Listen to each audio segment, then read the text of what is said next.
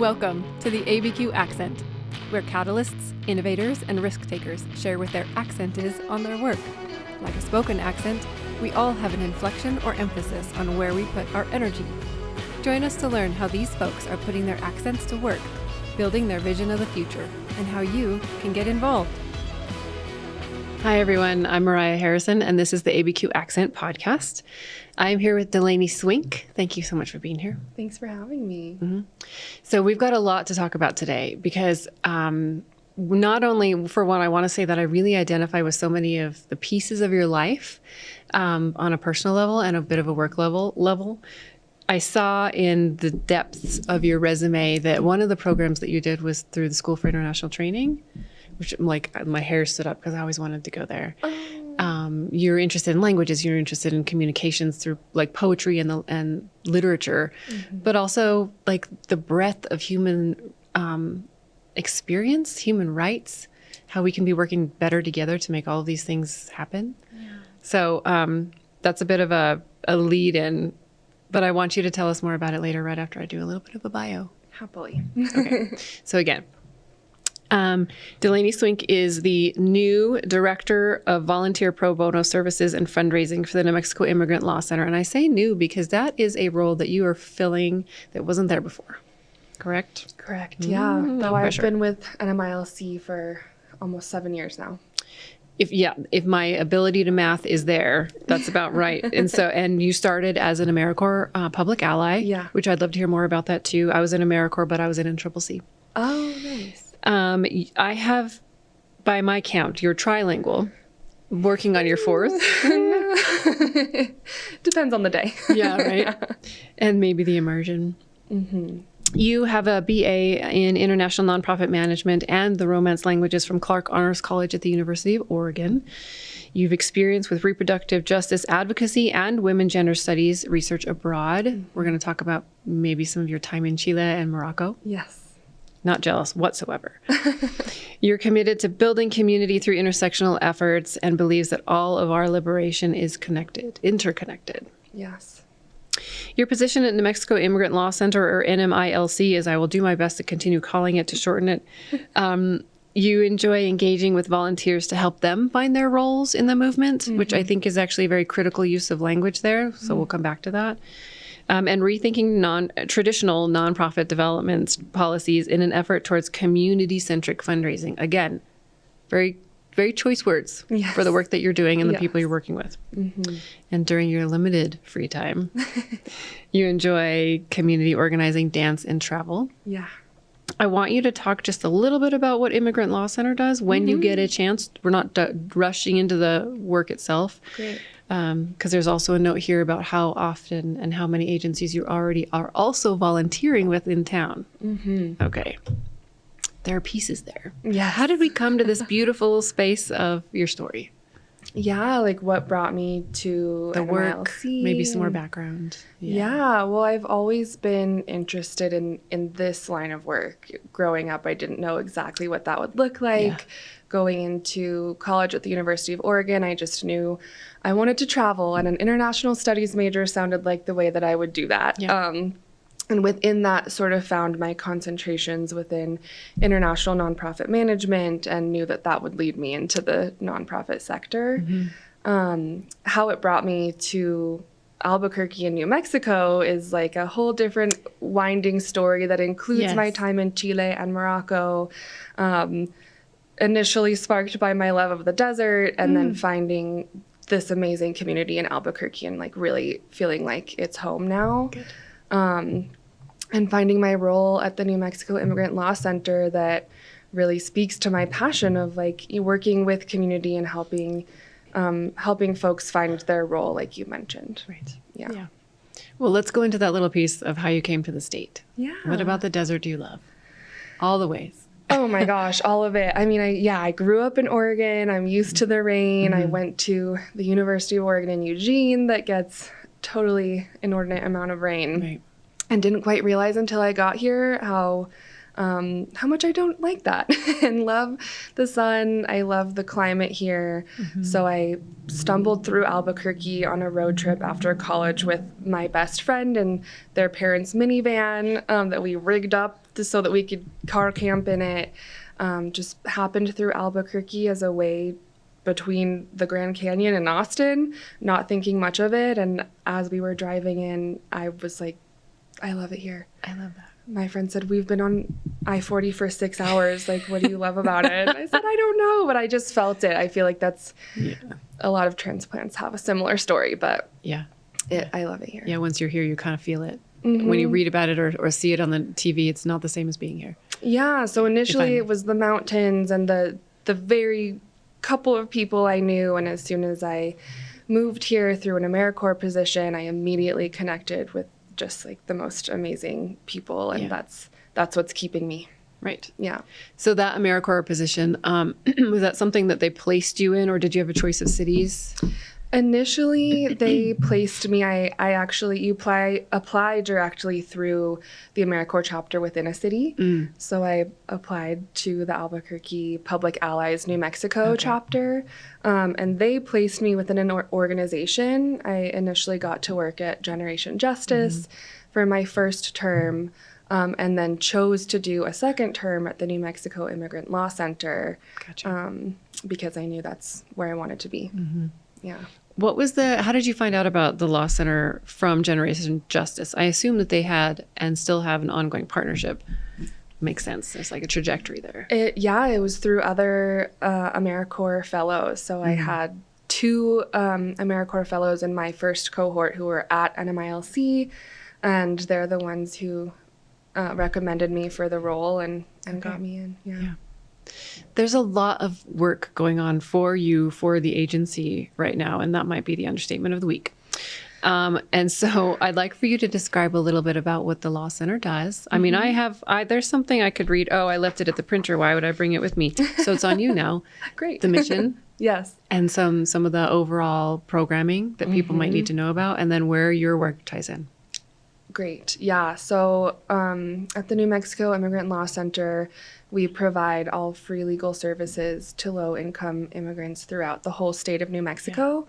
Our main office is here in Albuquerque. We have offices in Santa Fe and Las Cruces, and we do rural outreach throughout the state. And we focus on the spectrum of humanitarian-based immigration relief. So we work with survivors of crime, trafficking, and domestic violence. We work with young immigrants who have been abused, abandoned, or neglected. We work with asylum seekers and folks in immigrant detention in our state, and lots of other programs within that, including economic justice, citizenship, and our family preparedness programming that I'm sure we'll get into. And then in addition to that, we do a lot of advocacy work. So of course there's like the advocacy on the community, like direct level, and our policy advocacy work. We have a really powerful policy team who are incredibly hands-on in the state legislative session and have had some huge wins lately for our state. Yeah, just a couple weeks ago. Yeah, exactly. Yeah. What other programming? I know there's a couple more. Accompaniment? Accompaniment is part of our Family Preparedness programming, and that's a new volunteer role that we'll be launching this spring. And we are also launching, in collaboration with the ACLU of New Mexico, a habeas pro bono project where attorneys can directly represent wrongfully detained individuals in court, and that's one of the best ways that we can find to get people out of detention. So if that's kind of a relatively new thing, is that because it's in such demand right now, whereas maybe a year, 2 years ago, 5 years ago, it wasn't sort of so prescient? Because I feel like the habeas work may have always been around that you've done. It's always been around. It hasn't been the same focus just because of the climate that we're in now. We're not seeing that the more traditional asylum cases are as beneficial under this administration as they have been in the past or could be now. And so it's really looking towards the habeas cases to advocate for wrongfully detained community members. So for your role in that, you are recruiting pro bono lawyers, finding volunteers as a whole to support that. What does that look like for your work, your day to day? Yeah, so I work with an amazing team. I have another volunteer coordinator who I work very closely with, and we work with all of our legal teams directly to identify the needs of the programs and design the volunteer programs themselves, and then work on recruitment and onboarding. So with this habeas program, it is in collaboration with the ACLU. So we're working with them on recruitment and then onboarding in our systems. And then they have a pretty robust training for pro bono attorneys to help get folks ready for their cases. So that might not already be their specialty, but you have, like you said, an onboarding system to support that. Yeah. That will go a long way for volunteers. We do one-on-one vetting and screening to make sure that people are a good fit for our organization. We're these days only really able to accept Spanish-speaking volunteers because of the incredible need. Good point. Though that changes depending on the climate, the political climate, and who we're seeing in detention, where for they're instance.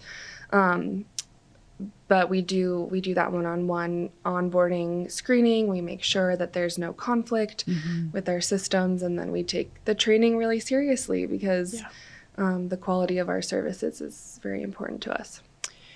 About how many pro bono lawyers do you have right now, and how many more do you need? Would you like to see?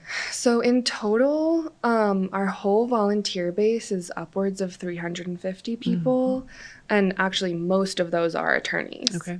And those are attorneys who are supporting with special immigrant juvenile status cases. So they're doing what's called the state predicate order, the initial step for these cases for young immigrants who have been abused, abandoned, or neglected.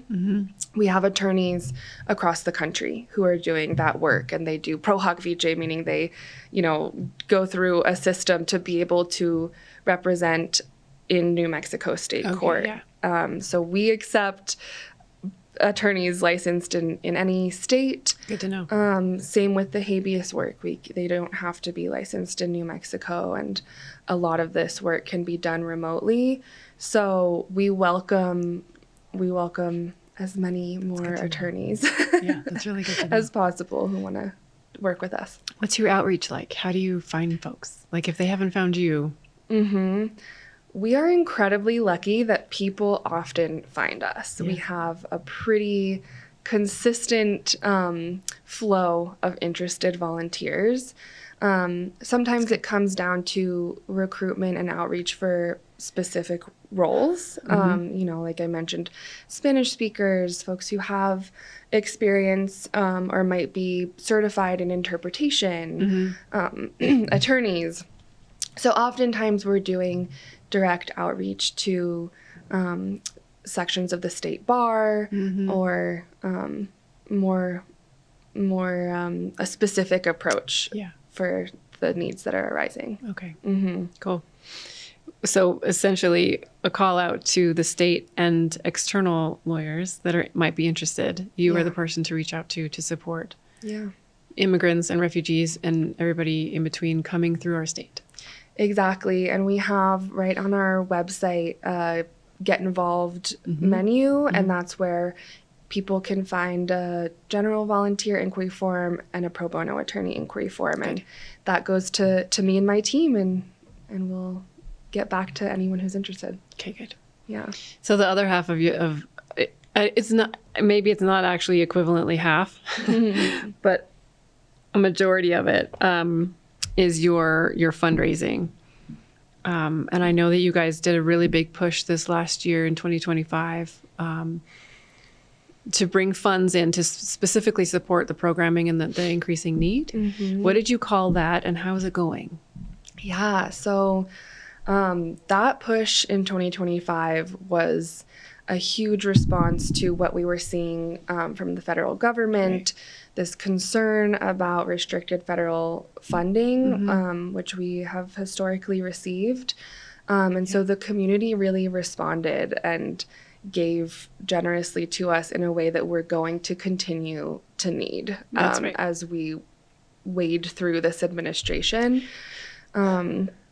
And so that was a success of last year that we're hoping to continue even more so this year as the need just continues to surge. And we're hoping to continue to hire more staff and start new volunteer programs to meet that need, but we can't do that without the unrestricted funds. Right. So this is a very exciting year because NMILC is celebrating our quinceañera, our 15-year anniversary.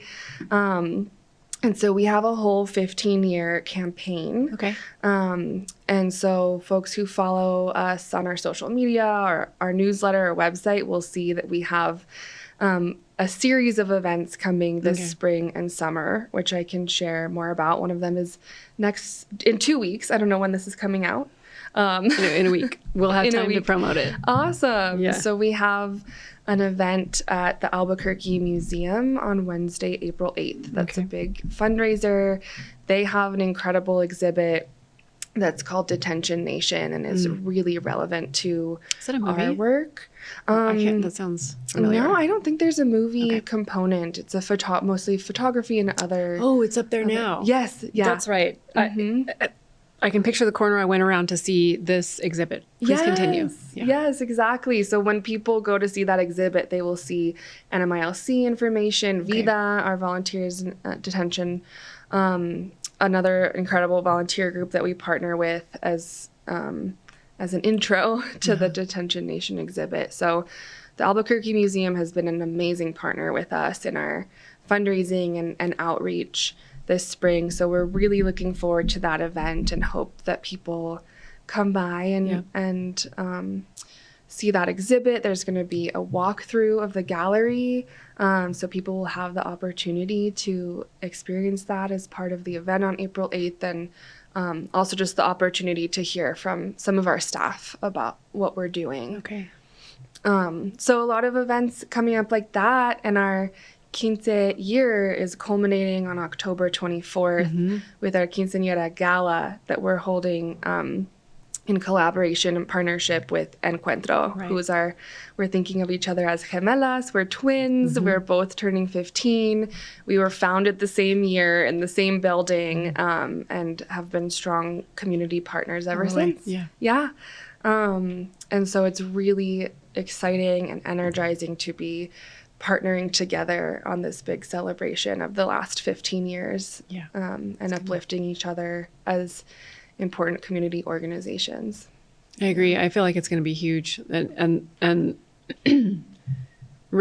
continually raising awareness of the work itself. Yes. But the community support that needs to make that happen. Yeah. And I appreciate also that you said the unrestricted funds.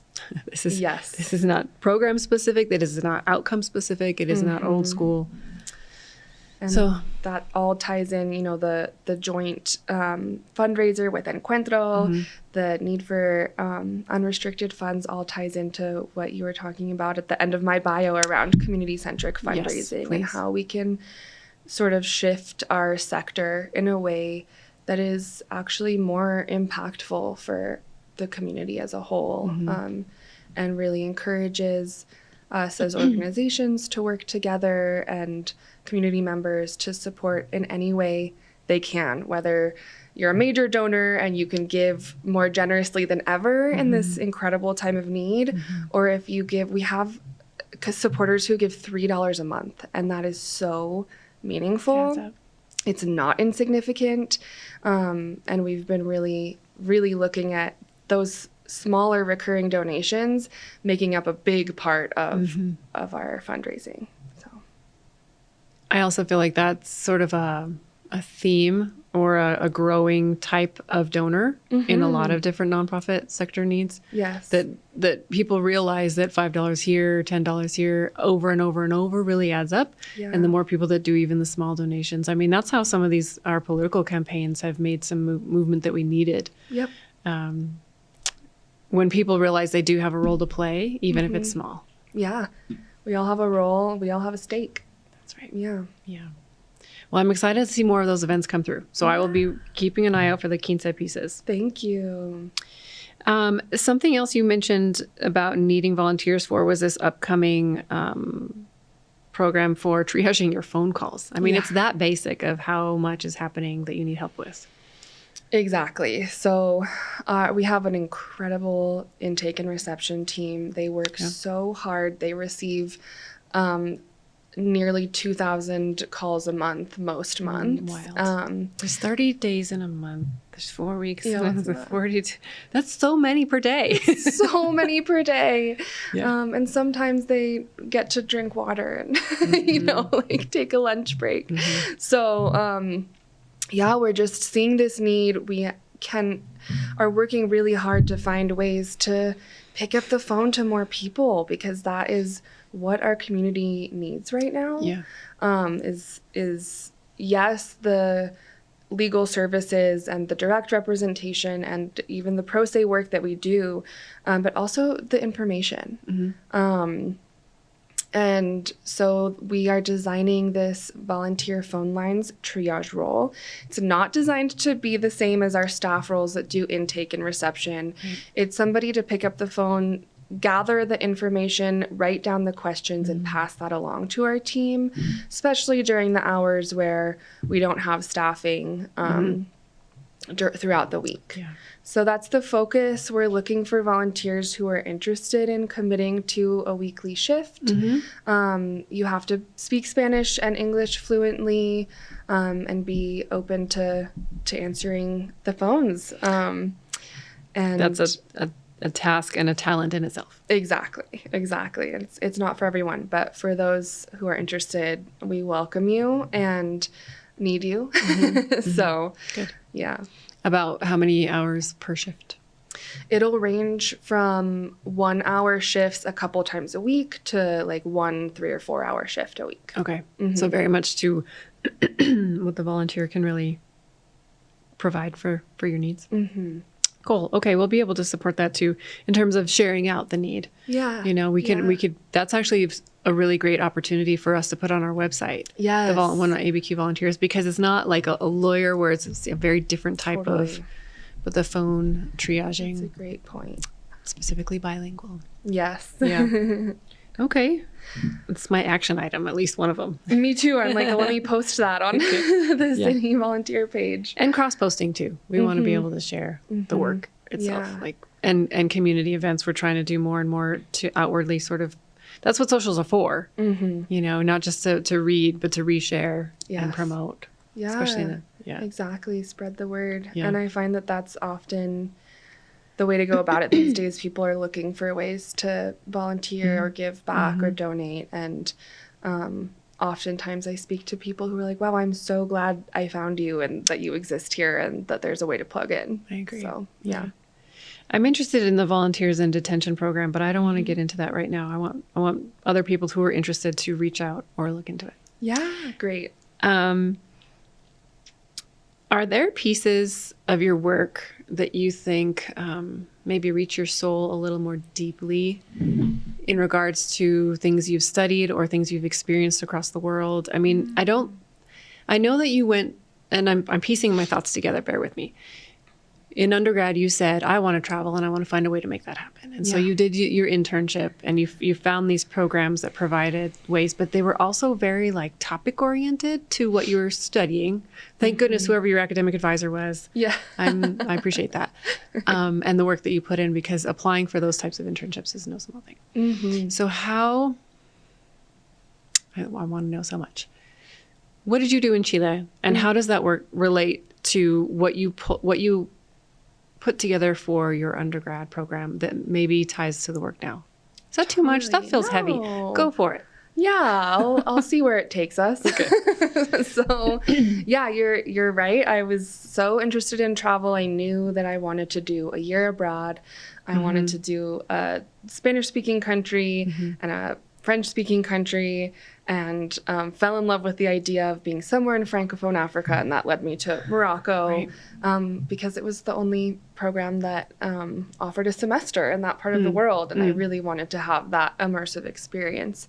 And similarly for my semester in Chile, I knew I wanted to study at a university, not just with other students from the US or international students, That makes sense. which I had the opportunity to do, although most of the semester was only with international students because the Chilean students were all on strike, which was Like real life is happening outside the amazing. university. Yeah. Exactly. And that was really cool for me to see. And it's something that made me fall more in love with Chile as a culture and country was the political engagement that I got to witness there through the strikes, the student strikes. There were, you know, bus driver strikes while I was there, and that happened during a time period where a storm took out the subway system or the train system, and so it was really powerful to be part of that. Disappointing that as an international student I could not participate in the strikes. True. But great to be able to support the Chilean students that I met during my time there in that political action. And so I think that shaped a lot of my politics today. And so that's what I would say about Chile. Yeah, and I got the opportunity there to meet a really incredible poet who later, as I was finishing my undergrad, got involved in Spanish translation courses and fell in love with that art form, and worked with her after I graduated to translate more of her poetry through a grant. And so I was able to go back to Chile and work on this incredible project. That's really neat. And that's a lot about what those immersive experiences are for, is to help not just build character, but build a better understanding about yourself and where your place in the world and what you're going to take with it. So I think a lot of us are actually benefiting. I bring those up because I think that your experiences in those different countries with different languages and different outlooks on life is informing your work, and we're all benefiting in some way. So before we go, I can't let it go. I need you to talk a little bit about your honors thesis as an undergrad. And I'm not going to set it up for you. I just want you to share what you are passionate about and what it was about. So after my study abroad in Chile, I went to Rabat, Morocco, and got to have a semester there. It was a human rights focused program. And I learned so much. Morocco is such a special place. I also dreamed of going back there, but you know, the roads led me in different directions. Someday I'll be back. And during my time there, I wandered into the Center for Women's Studies, which is an official government center, and struck up a conversation with some of their staff there who offered me an internship, and I got to do research on the ground through that center, So cool. which was the basis for my thesis on Islamic feminism. So I studied what that means. Say it again. That was the basis for the research on my thesis on Islamic feminism. Okay. In Morocco specifically, because it was such a specific context. Right. Yeah. A little niche, but love it. Yeah. And so I got to look at social movements in Morocco, starting with the Arab Spring and how that led us to where not today, but where we were in 2018 when I was writing this, or 2017 is when I was there. And got to meet with incredible Islamic feminist scholars who are working on feminist interpretations of the Quran and how that how that can solidify their faith in a way that is aligned with their values and their experiences as women. So that was such an incredible experience. I joked with you the other day that maybe that's when I peaked in my life. And that really just changed my perception on the world and how I want to be and how I want to show up. And it was exciting to center this research of these Islamic feminist scholars who have dedicated their lives to this work and bring that to my small little world in Oregon and now in Albuquerque. Yeah. Yeah, thank you for those ripples that you're sharing about that. It's a good point. I wish more people knew about that type of research and the women that are doing it, and we pray for their safety all over the world. It might not be what we're dealing with today specifically in Morocco, but definitely that sector of researchers in the Islamic world, in Iran and Afghanistan, et cetera, are in our thoughts and prayers, because we need their knowledge. We need their perspective to be able to grow out of where we are today. Exactly. And I appreciate you for seeing the power of that and for relating to the need that others needed to know about it. Thank you. Yeah. So there's a little bit that we can wrap up with. And is there anything else on your mind? I guess the other piece I'd love to talk about in terms of the work at NMILC is this family preparedness piece. Yep. This has been a big focus of our work in the last year as this need comes. I can see you getting a little more serious. From the community. It's good. We will always continue doing our legal work and the advocacy. And I'm so proud of the way the NMILC has been able to be responsive to these emergent needs that have shown up in this really extreme time that we're in. Yeah. And family preparedness is part of that. So I have an amazing team at NMILC that built this family preparedness program with the knowledge and inspiration and models from similar programs around the country, ranging from Florida to Texas to California. And it's been amazing to connect on what that looks like around the country to bring it to our specific context here and what our community needs here in this border state. So we're partnering with Organized Power in Numbers, Open, another one of our great community partners, on these family preparedness clinics, which really look like getting community members with varying immigration statuses to come into these clinics and think through what are all of the things that you need to get in order in the horrific possibility and sometimes seemingly inevitability of the worst case scenario of being detained or deported and separated from your family and often unlawfully life and assets detained, and totally acting outside of the law in many ways to deport and detain these individuals. And so within those programs, we go through all of those steps, work with folks on filling out a packet, a workbook, and then we also have pro bono attorneys who support with asset protections and drawing up power of attorney forms for these clinic participants so that they feel knowledgeable and prepared.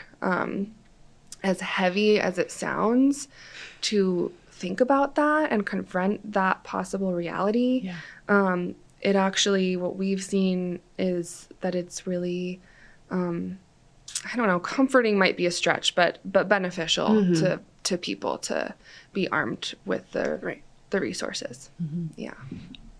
What are some of those components? Because I think you said it's a fall launch for these clinics. We launched them this past fall. Oh, okay. And we're continuing them. We have 6 scheduled throughout 2026, and we'll likely be adding more just within NMILC for our clients. Okay, great.